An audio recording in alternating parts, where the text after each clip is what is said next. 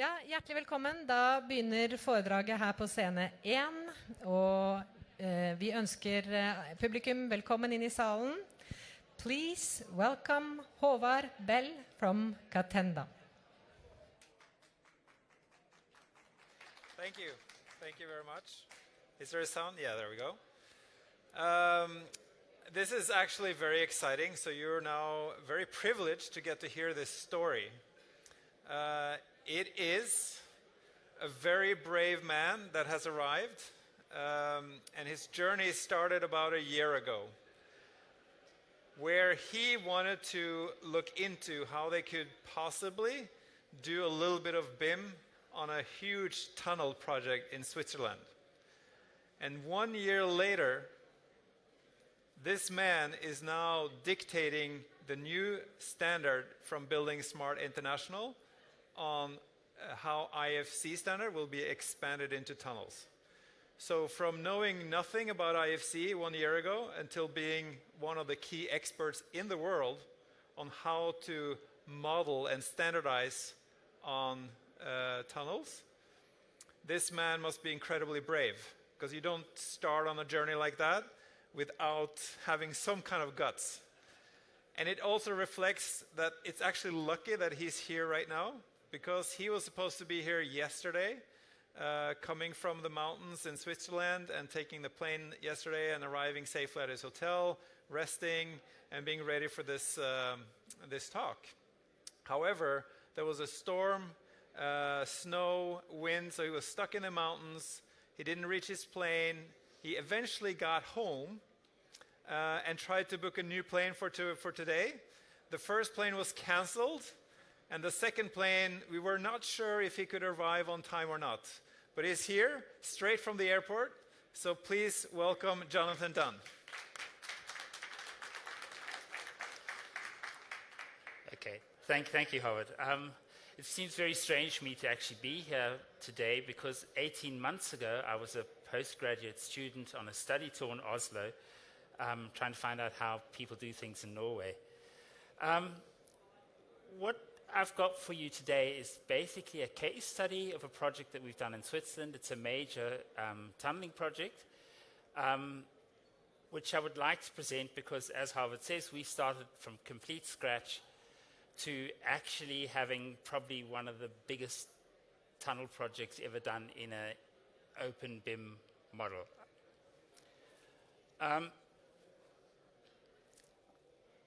Basically, my program for today is I'll give you a short introduction to tunneling in Switzerland, a brief description of our tunnel project, the Brüttener-tunnel, a short overview of the status of BIM in Switzerland,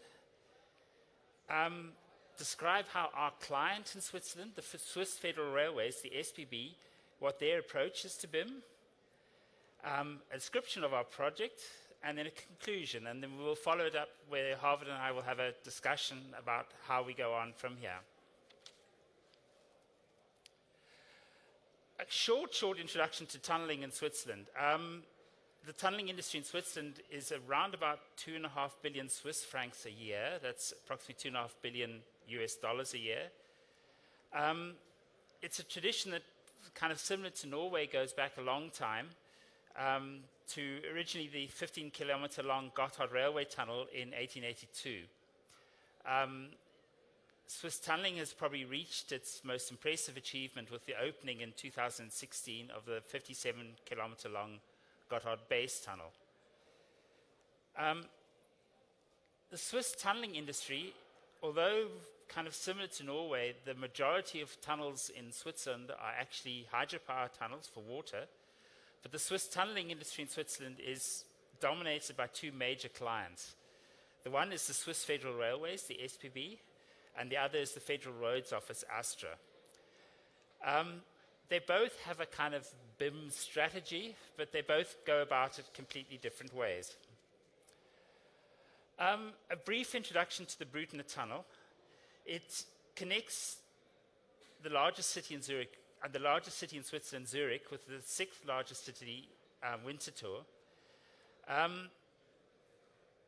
The actual line at the moment is currently a double track line, but it actually is on the main north-south rail axis and on the main east-west rail axis of Switzerland. At the moment, the two tracks cater for somewhere around 670 trains. It's running at complete full capacity. The SBB is now planning to add an extra 2 tracks, the core of which is the Brüttener-tunnel, to increase the capacity between the two cities to up to 900 trains a day. I will go into the sort of actual details of the tunnel a bit later, but the sort of core things at the moment is the cost of the tunnel is about 2.6 billion francs, of which 1.2 billion is for the tunneling work on its own.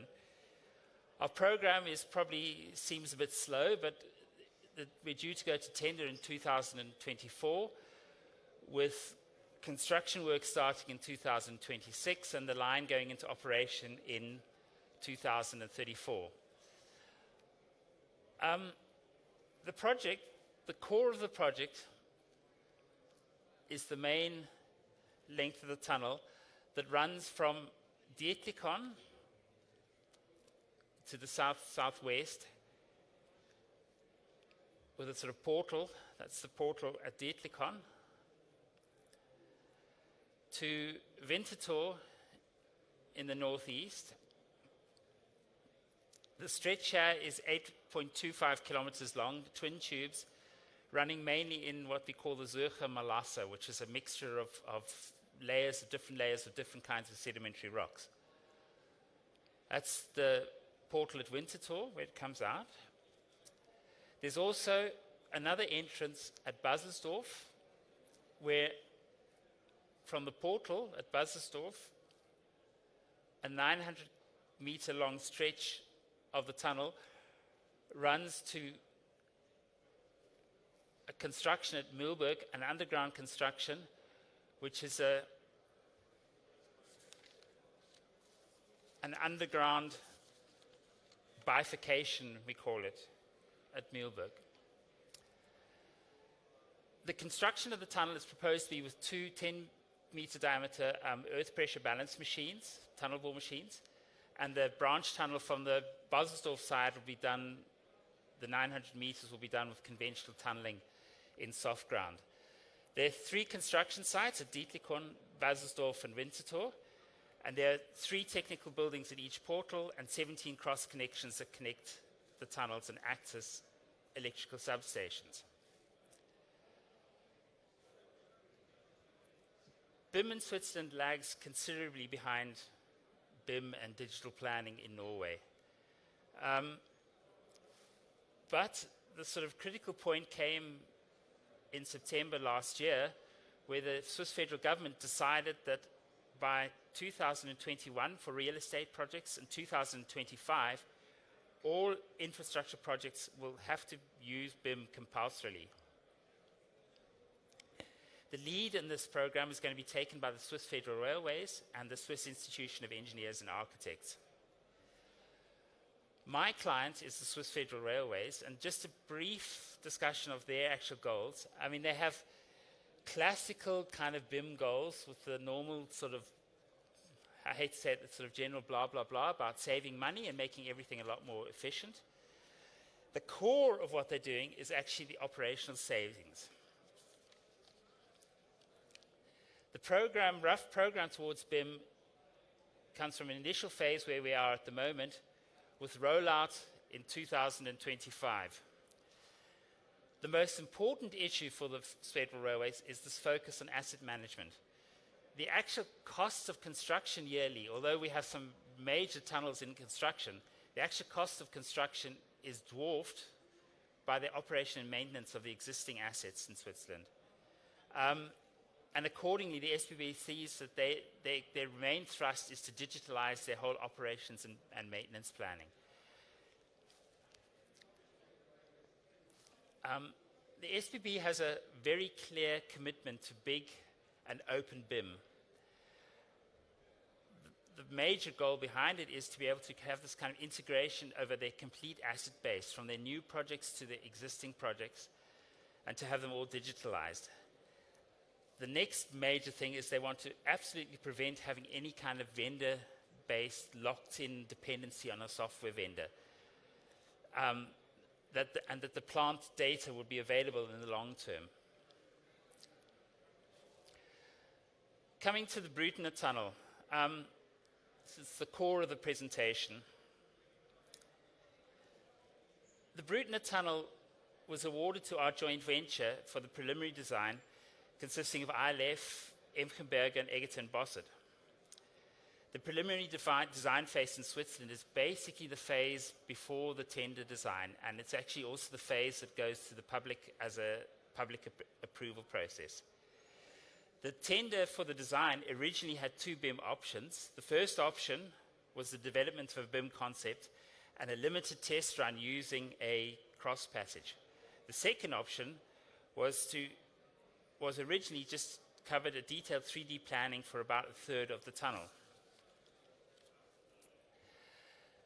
The test run was done on a very simple arrangement of two bits of tunnel and a cross connection in between it. The client required that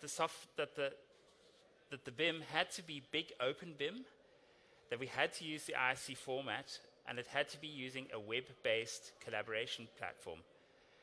Apart from that, they required that at least 6 different people or 6 different participants would be submitting models to the project.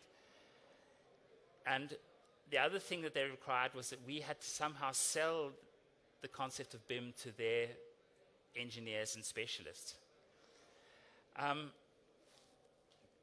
The test run started in April 2018.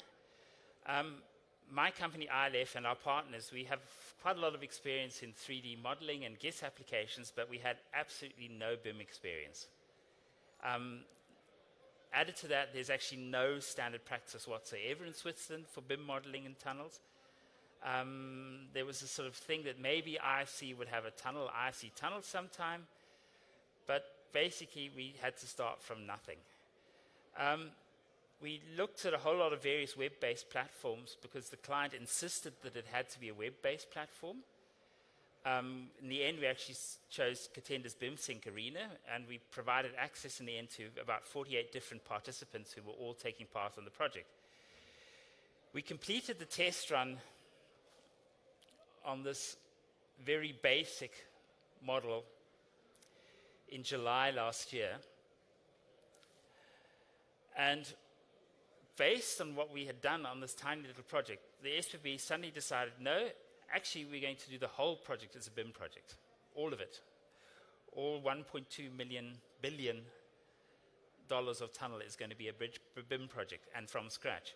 And what they insisted on as well is that it was a genuine BIM planning. What has happened a lot in Switzerland and Germany at the moment is there are BIM projects, but they're all parallel projects. This means somebody designs it as a conventional, normal old project, and somebody else does it as a BIM project. And in the end, they compare the two and decide which is better. The SPB told us, no, we don't want that. We want you guys to do everything in BIM. So basically, we did it. We did the whole project on the basis of 3D models. Where we needed 2D drawings, we generated them from 3D models. Sometimes the drawings didn't look quite as nice as the old hand-driven drawings, but they were all right. We ended up having 15 different people contributing to the project. We had something like 120 individual models forming part of it. We had 6 different softwares submitting IFC data to the project. And we managed to actually get it all done by July this year. A few basic things of the tunnel. We had to kind of work out how much do we display, what sort of detail do we go into. A lot of it we just had to get on. We had to start it and work out how far do we go, how far do we do. We had no examples to follow. But in the end, we managed to get it all together. Just part of it was getting it all together and actually finding out what works and what doesn't work. What do we need to do and what don't we need to do? A lot of what gets written about BIM, particularly in Switzerland, is very, very theoretical, written by people who've never ever done a project in their life. And what was interesting to me was the sort of classical BIM cases that people talk about, clash detection and avoiding errors.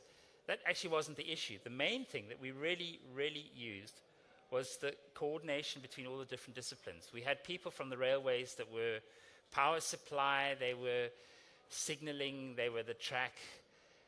They were all people who had never ever used BIM before, and suddenly we said, look, right here, this is the project, these are the concepts. You're not going to get a drawing that you're going to approve or look at or criticize and make comments.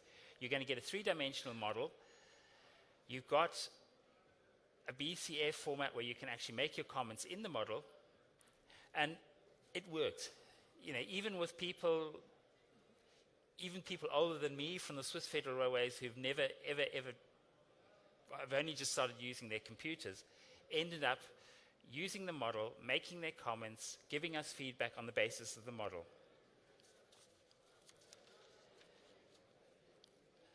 The most challenging nitty-gritty detail for us, I think for people involved in this kind of thing, was actually defining the taxonomy. It was actually, what do we need to have in the model? What do we need to model? What information do we need? As I say, we had no framework to start with, so a lot of it was just trying to discuss with the client. What do we do? What do you want? How do we do it? And seeing what worked.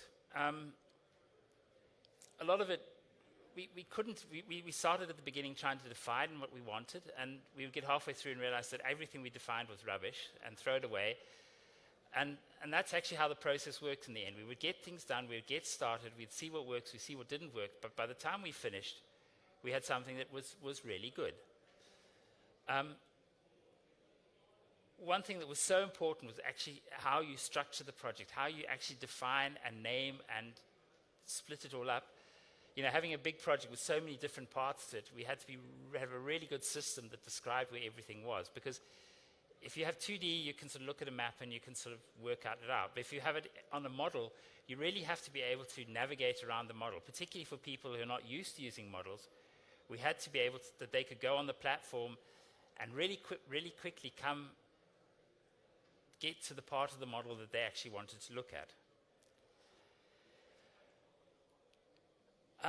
So sort of come for the conclusions after sort of a rather hectic year of getting this all done.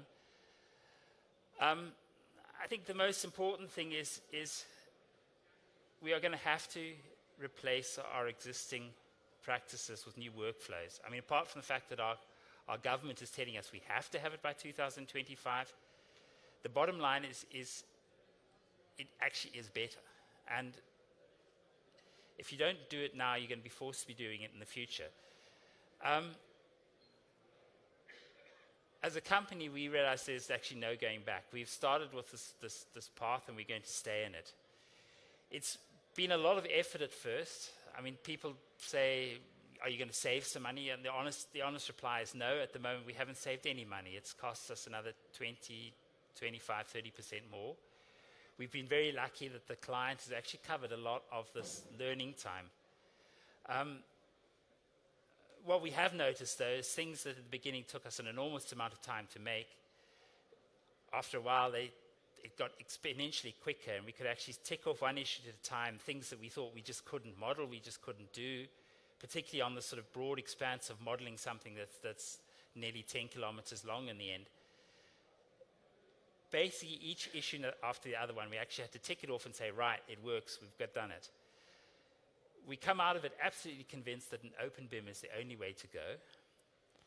And I think what was really nice for us, which was the sort of Norwegian connection, is that the choice to actually go with BIM Sync was a good one, because it was easy to use, it was intuitive, and in fact it encouraged all these people who thought that BIM was just a waste of time to actually start using BIM and form their own opinions.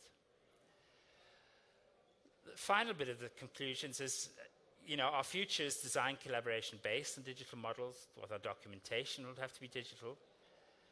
I think there's a big difference in infrastructure to building projects. I think building projects tend to concentrate on design and construction, and at the end of the construction, the package gets handed over, and that's it. In infrastructure, the handover is when it just starts. So we have to use it in the design, but then we have to hand it over in a form that it can be used. Particularly in Switzerland, the adoption of BIM in infrastructure is going to be driven by asset management. The final conclusion, I mean, what are the advantages of BIM? I mean, our biggest advantage has been the experience that we've gained, because we suddenly start realizing that there are an awful lot of people explaining about what they do and what they can do, and a lot of dramatic 3D videos and stuff, but actually getting down and doing it, there's not so much of it. To change perceptions of the other people, particularly in Switzerland, there are a lot of people that say it's a waste of time. It's going to take time to change those perceptions. But for us, we've been rewarded by it. We've got a lot of new opportunities.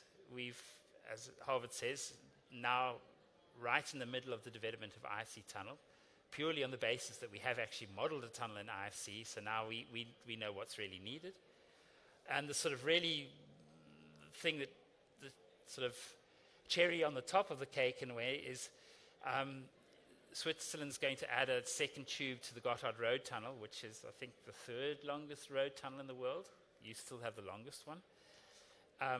But the second tube of the Gotthard Tunnel is going ahead next year, and a large component of it is going to be a BIM component, and it's a complete straight follow-on from what we developed during the Brüttener-tunnel. The sort of final conclusion, I was down in our archive a couple of days ago, and I think this looks like most archives in engineering companies and in Switzerland. There is an enormous amount of information, but it's all there. It's in what we call banana cases, plan books, files. But all of that is only used to the people that actually did the project, and it's an intimidating amount of knowledge that actually is just going to be lost in a few more years. The future, I think, looks something like that. The difficulty is now is how can we structure that future, but it's a journey that I personally look forward to. Thank you for your attention, and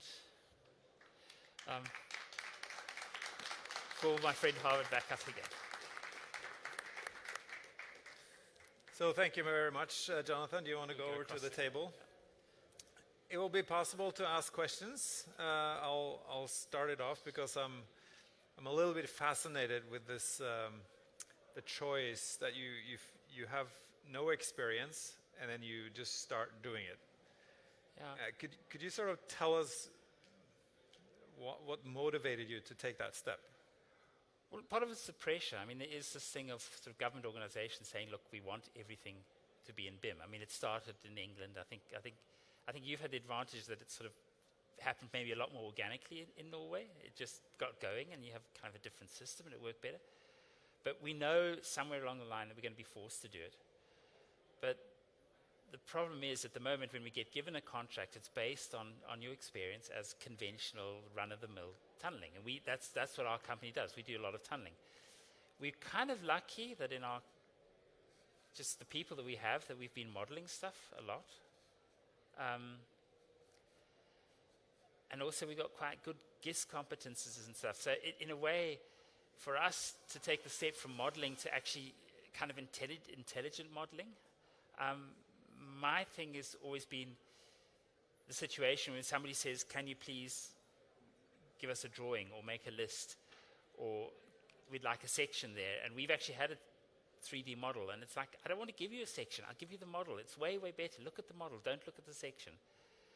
And then, everybody says, but we need a plan, I need the information. And I think in a 2D plan, you have a plan view and you have lots of sections, but in fact, in a 2D plan, the actual object's represented maybe 6 or 7 times, and then you attach information on, and 2D drawings are an interpretation anyway. So the thing is, how do we get all the information that's on a 2D drawing, how do we get it onto a 3D model?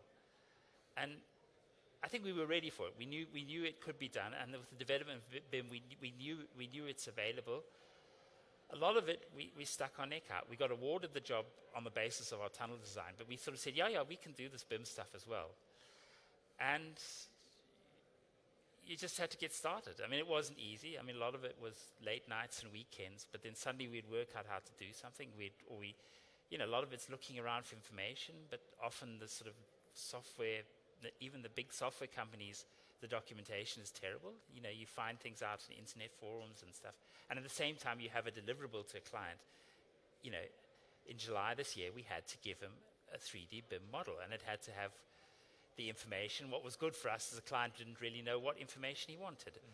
But we had the advantage that we could make suggestions to them. And I think the big thing was the trust eventually, where they actually said, look, we trust you. Let's just do this together. But it was, you know. I think that's a fantastic opportunity to get, have the client trust you a little bit.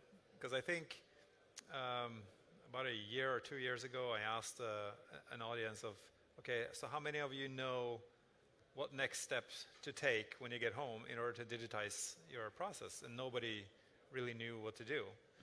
And earlier today was think big, digitize, environment, and all that stuff. And it's very good. Everybody agrees, and that's the future and all that. Yes, but when you get home, sit down at your desk or start your workday, what actually do you need to do? And that's what I think is kind of interesting with your story, is that somehow you took the first step, and the rest kind of followed, I think. Yeah. I mean, there's a lot of pressure, particularly from clients. They tend to go to a lot of sort of similar things like this, or, I mean, you probably don't have that anymore, but in Switzerland we have a lot of kind of BIM conferences that are almost kind of a lobbying type of thing. Everybody goes and explains what they can do, and they show a lot of fascinating technology.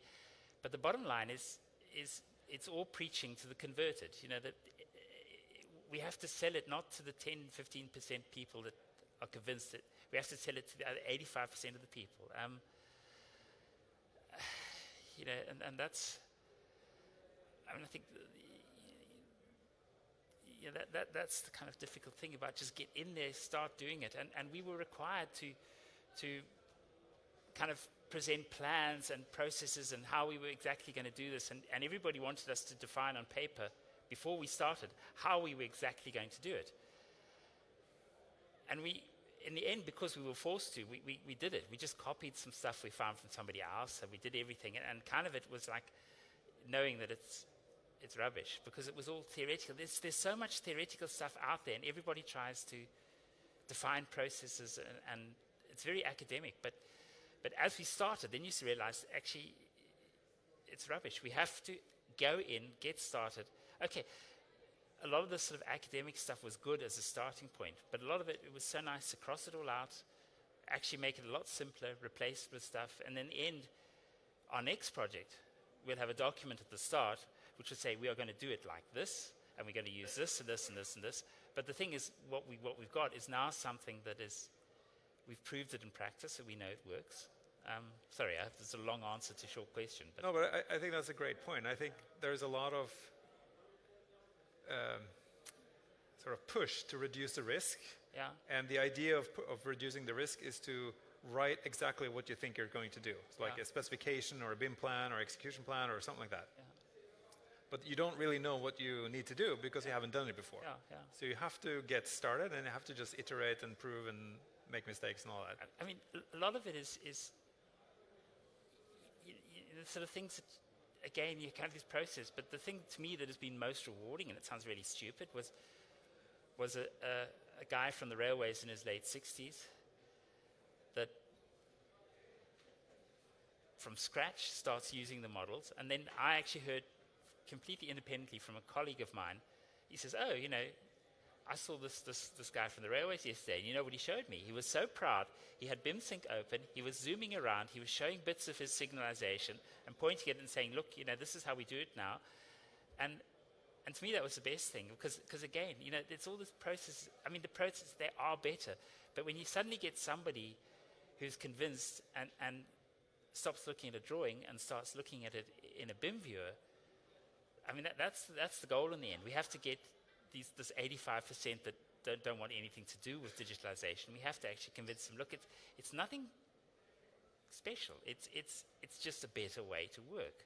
And a lot of the sort of digital processes and I mean, a lot of the stuff that you have, the sort of issue management and that, it's on a computer, but I mean, I'm just a nitty-gritty basic engineer, and it's a better way of working. And this is what we have to do. I think you're so lucky in Norway that I think you're getting a lot further down the line than we are. But our thing is, we've got these huge major projects, and we have to convince a lot of people. And yeah. That's it. So a better way to work, you say, is there a way you can, everybody is asking for a number, how much do you save, how much do you save? And you said you actually spent 20% more on this project because there was a lot of learning, there was a lot of things you had to figure out. But you're convinced it's a better way. So what will be better for you in the next project? You've won a project because you have this experience. I mean, but how will you? You know, I know where it's going to be coming out, because firstly, I think that we'll be modeling stuff directly. We won't be modeling and producing 2D drawings. And the fact is, you know, the fact that it costs us, say, 20 to 30% more now, I honestly thought it was going to cost us 100% more. And having seen that when you get down to it, it didn't cost that much more. And just the sort of processes, I mean, the fact that you have to produce a drawing to somebody, you have to submit it to them, okay, now we send him a PDF, but he gets in it, and how does he mark it up? Sometimes what they do is they take it to the desk, they mark it up by hand, they scan it, they send it back, and you collect that all, and sometimes you'll have a lot of what we do at the moment is meeting driven. So everybody goes into meeting, they sit there, they distribute tasks to people, and people take their stuff away, and they come back 3 or 4 weeks later and say, oh, well, this is what we've decided. What we're finding with the models, it's actually real time. You know, you can send it to a person, you send him a message, he says, look, please look at this. You know, you've got your bookmark, your view, that you go directly into it. And it sounds wonderful, but it does work. They go in, they look at it, and then you've got the process where you can start, you know, marking up the issues. You can start, you know, itemizing. It's a far more efficient way of actually itemizing what's to do and what's not to do, and documenting who thinks this is okay and what's not okay. And apart from the fact that we find that people are actually understanding what we're doing a lot better. You know, often somebody hasn't really noticed on a 2D drawing what actually is being done.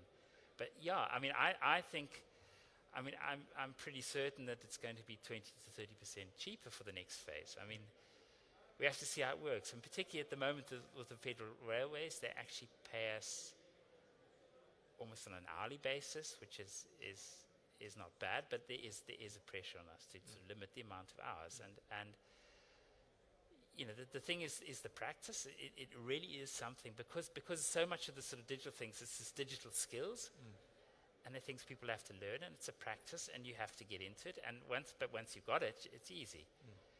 And then the other, I mean, I've really sort of spoken about, I mean, that's the one, the skills and the time taken. And the other is our problem with the whole sort of infrastructure and asset management, and, you know, the pressure that we're getting to, I mean, apart from the fact that we make our own work more efficient, we actually have to be handing something over to the client that he can use further down the line, which is in a way making that process far more efficient, because, you know, that's almost the most inefficient handover at the moment. That's just not working. It's the sort of asset management, you know, the kind of operations and maintenance, and what kind of construction information is flowing into that process, you know.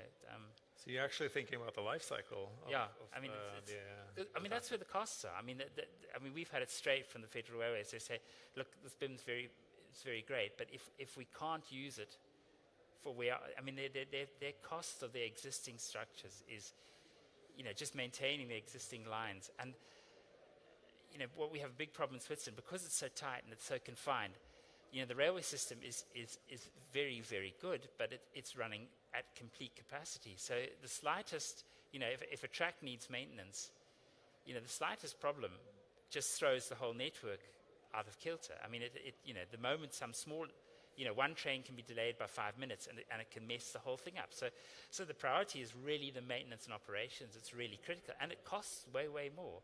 I mean, you know, even when they were building the Gotthard Tunnel, which is, you know, the longest railway tunnel in the world, their annual construction costs were dwarfed by the daily running and maintenance costs.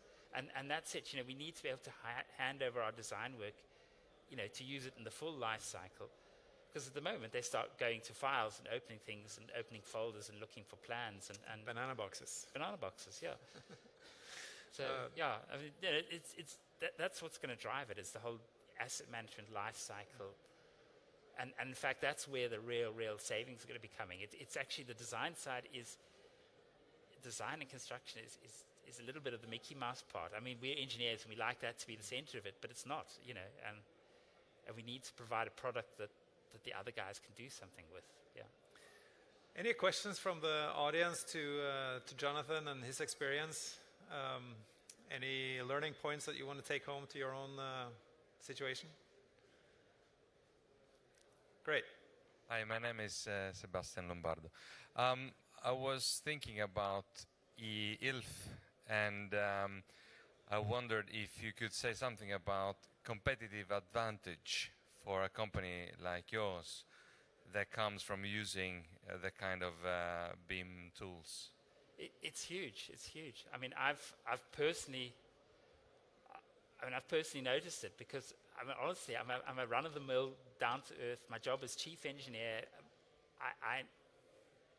what I enjoy doing is making projects and getting them out on paper. But since we've been doing this, is what's been so huge is because there's so many people out there explaining what they can do and everything, but they just don't have the track record. And suddenly, because we've actually done it and we've got the experience, the word has honestly gone around. And for us as a company, it's a huge advantage because people are actually turning around and saying, yeah, those people can do it, but those guys have actually done it. I don't know how long we're going to have that advantage, but the advantage is there. I mean, we've just been awarded another big SBB contract where we had to submit a tender and there were prices there and we had to put in, you know, the sort of normal stuff that you'd put in an offer. But I subsequently heard from somebody else that they had decided they were going to award it to us from the start because they actually just wanted somebody who'd done it already. And that's the competitive advantage to companies like ours is if you can do it, you're going to get the jobs. Because it's just so different to be able to say from experience what I've done to be able to just show a lot of nice visualizations. It's about the nitty-gritties, but you know, and it's, you know, I reckon we've increased our sort of order intake for ILF in Zurich probably 30% on the basis of the BIM stuff, and the basis has been because people know we have practical experience in doing it. Yeah, I hope that's answered the question. Any other questions?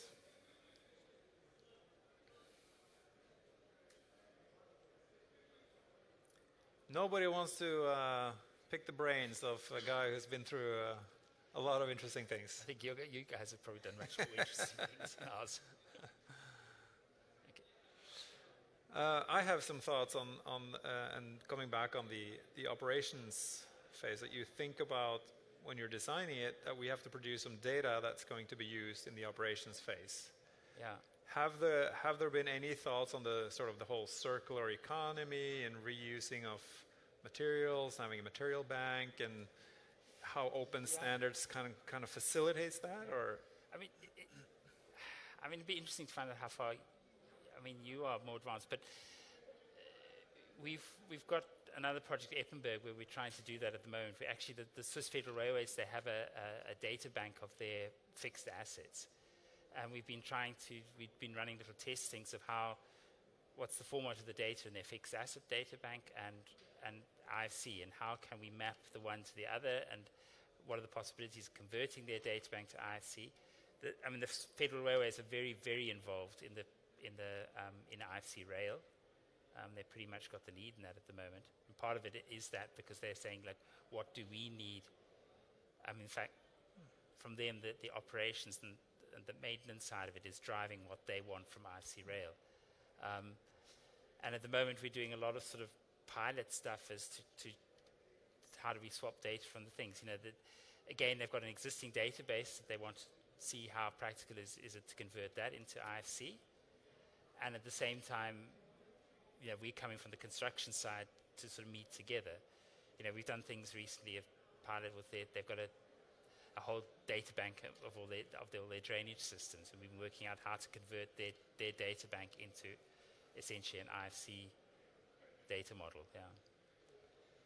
But again, you've got to do it. You've got to get out there and start, and you've got to try it out. You know, it's. Just do it. Yeah.